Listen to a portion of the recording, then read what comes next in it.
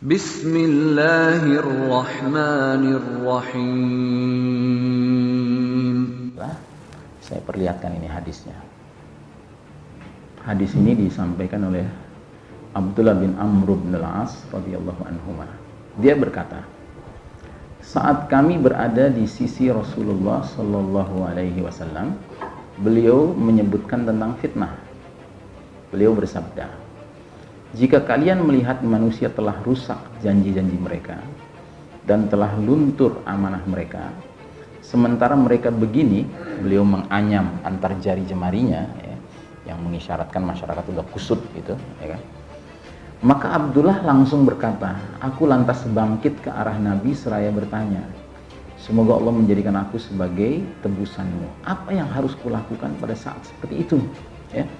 Jadi sebelum kita lihat selanjutnya, mari kita coba lihat dulu nih. Nabi lagi bicara fitnah. Zaman kita banyak fitnah nggak, Sarah? Banyak. Nabi mengatakan kalau kalian melihat banyak orang ingkar janji. Sekarang zaman banyak orang ingkar janji apa tepat janji? Banyak orang ingkar janji, kan? Amanah sudah luntur. Sekarang banyak pejabat yang amanah atau yang sebaliknya nggak amanah. Berarti luntur, kan? Terus masyarakat kusut. Sekarang masyarakat kusut apa? Rapi, tertib, ya kan? Di mana-mana nggak ada keributan gitu. Gimana? Kusut kan, jelas kan? Ya, berarti cocok sekali dengan yang kita alami sekarang ini kan. Sehingga pertanyaan Abdullah bin Amr bin As ini ibaratnya mewakili kita. Ya kan? Ibaratnya kita kan pengen nanya sama Rasul, ya Rasul dalam keadaan kayak gini apa sih yang mesti kita kerjain? Nah, Nabi mengarahkan 6 hal. Alzam baitak, ya kan? Tetaplah engkau di rumahmu, maksudnya fokus pada keluargamu. 1. Yang kedua, amlik alaika lisanak, ya. Kuasailah lisanmu, jaga ucapan-ucapanmu, termasuk ini. Ini kan ucapan kita kan lewat sini nih. Hati-hati terima broadcast terus di bawahnya sebarkan, kita nggak pakai mikir, nyebarin aja gitu, ya kan? Hati-hati, ya. Terus yang ketiga, khudh bima ta'rif. Lakukanlah apa saja yang kamu ketahui. Jadi artinya yang memang kamu punya bidang dengan urusan itu, ikut terlibat, oke. Be professional lah istilahnya begitu. Yang keempat, ya, macungkir, tinggalkanlah apa saja yang kamu pungkiri, yang kamu tidak ketahui. Ini terkait dengan hadis lain yang mengatakan min husnil islamul mar'i tarkuhu ma la ya'nihi. Di antara kebaikan Islam seorang muslim adalah dia meninggalkan urusan yang dia nggak ada gunanya gitu, dia terlibat di dalamnya. Yang kelima dan keenam ini yang menarik nih, agak lain daripada yang selama ini kita pahami. Yang kelima kata Nabi, wa alaika bi amri khassati nafsika, ya, perhatikanlah urusan khusus dirimu. Terus yang keenam, wada angka amrul amah, dan jauhilah urusan orang banyak.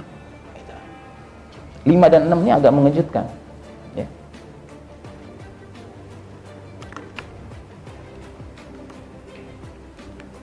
Ya, 5 dan 6 ini agak mengejutkan. Terus terang 5 dan 6 ini agak bernuansa kayak apa ya?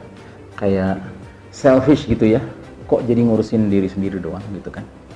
Masalahnya apa? Masalahnya keadaan darurat gitulah. Karena keadaan daruratnya itu. Dan tentu kita nggak boleh menafsirkannya secara sempit dong. Urus perkara khusus dirimu artinya cuma benar-benar anak istri doang yang kita perhatiin. Enggak. Yang memang jadi apa-apa yang diarahkan oleh Islam juga kita kerjakan. Misalnya apa? Ya bertetangga tetap jalan, ya kan? Silaturahim dengan kerabat tetap jalan. Itu juga hak-hak yang harus kita penuhi gitu. Cuma di sini tinggalkan perkara umum itu mengisyaratkan don't be heroic, jangan sok heroik lah gitu, bisa nyelesain masalah di tengah situasi kayak gitu. Kenapa? Karena dalam situasi zaman itu justru solusi yang harusnya dipakai nggak boleh dipakai. Apa itu? Quran dan Sunnah nggak boleh dipakai. Jadi siapapun yang mau menonjol di dalam situasi zaman itu, ya kan? Kalau dia mau menonjol, dia boleh menonjol, tapi syaratnya apa? Jangan pakai Quran dan Sunnah. Itu intoleran, itu radikal, itu apa namanya, sikap-sikap yang sara gitu. Ya. Makanya saya bilang sebenarnya keadaan kita tuh mirip sekali seperti keadaan di babak pertama Said A sebelum hijrah ke Madinah. Yang karenanya harusnya yang kita kerjakan juga itu berdakwah jalan terus, cuma berdakwah dalam tema sentralnya yang paling penting adalah iman dan tauhid itu, memastikan iman dan tauhid orang lain itu ya benar-benar iman dan tauhid yang bisa dipertanggungjawabkan. Yang kalau pakai bahasa Al-Qur'annya surat Al-Baqarah 256 sederhana sekali. Faman yakfur bit-taghut wa yu'min billah faqad istamsaka bil urwatil wusqa. Barang siapa ingkar kepada taghut, iman kepada Allah, sungguh dia telah berpegang kepada buhul tali yang amat kuat. Ibnu Abbas ditanya, Ibnu Abbas itu para ahli tafsirnya para sahabat ya. Apa itu buhul tali yang amat kuat? Kalimat la ilaha illallah. Jadi orang dikatakan berpegang pada la ilaha illallah kalau dia memenuhi dua kriteria. Kufur kepada taghut, iman kepada Allah. Nah, taghut ini apa? Taghut ini syaitan dan siapapun yang pro kepada syaitan. Termasuk taghut adalah segala aturan-aturan atau ideologi-ideologi bikinan manusia, ya, yang sesungguhnya ya nggak bisa dipertanggungjawabkan di sisi Allah Taala.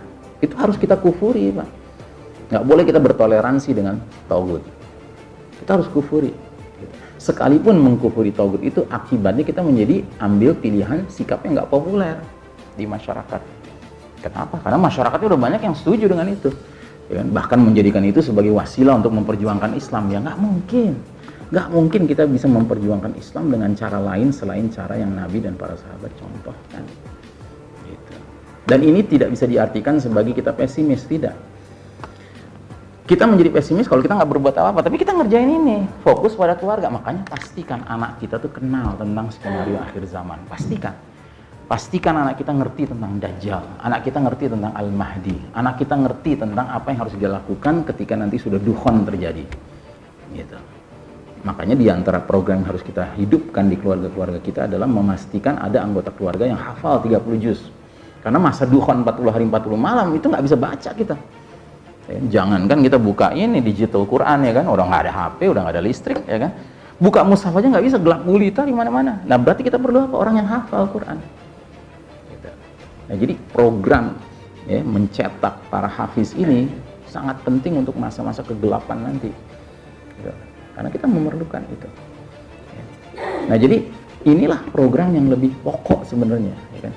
Jadi kasar katanya nih ya, udah jelas kita sadar nih, tampaknya the certified leader nggak lama lagi muncul, tapi kita nggak nyiapin diri untuk menyambut dia, untuk bergabung dengan dia. Sementara kita sibuk dengan uncertified leaders. Ya kan, yang juga kita raba-raba doang gitu kan, kayaknya ini bagus, ini keren nih, kayaknya ribut aja gitu kita ngomongin itu. Padahal hakikatnya dia nggak akan merubah apapun, karena sudah ada bukti yang nyata. Di mana? Di Mesir sudah bukti nyata, 30 juz hafal. Ya kan? Kurang apa? Mursi loh mimpin 30 juz hafal. Tapi sama musuh-musuh Islam bekerja sama ya kan, udah dikudeta, selesai udah. Gitu. Jadi sistem yang sekarang berlaku ini pada hakikatnya bukan dibuat untuk keuntungan Islam dan kaum muslimin, nggak mungkin. Gitu. Makanya kita lebih baik surfing above the waves, ya kan? Kita berselancar di atas gelombang ombak skenario akhir zaman yang Allah sudah beberkan lewat lisan Nabi Muhammad SAW. Gitu. Kan aneh dong, masa kita mengaku beriman kepada Nabi, tetapi apa-apa yang Nabi sudah gambarkan akan terjadi kita masih ragukan aja kan, kita masih mengerjakan apa yang kita rasa lebih strategis gitu, lebih cakep gitu kan, aturan mainnya gitu, ya kan, rencana-rencananya. Padahal sebenarnya itu semua adalah zon, dugaan-dugaan gitu. Bahkan sebenarnya bukan zon lagi sebenarnya kalau kita mau jujur ya kan, sebenarnya kita masuk ke dalam lubang dialog gitu. Ya. Jadi jangan diartikan justru itu orang-orang yang tidak berbuat apa-apa. Memang dia jadi nggak berbuat apa-apa kalau dia nggak berbuat apa-apa. Tapi kalau dia berbuat sesuatu, dia sedang berbuat sesuatu. Cuma kita nggak tahu aja barangkali. Gitu. Itu justru lebih apa, substansial yang sedang dia kerjakan. Gitu. Ya.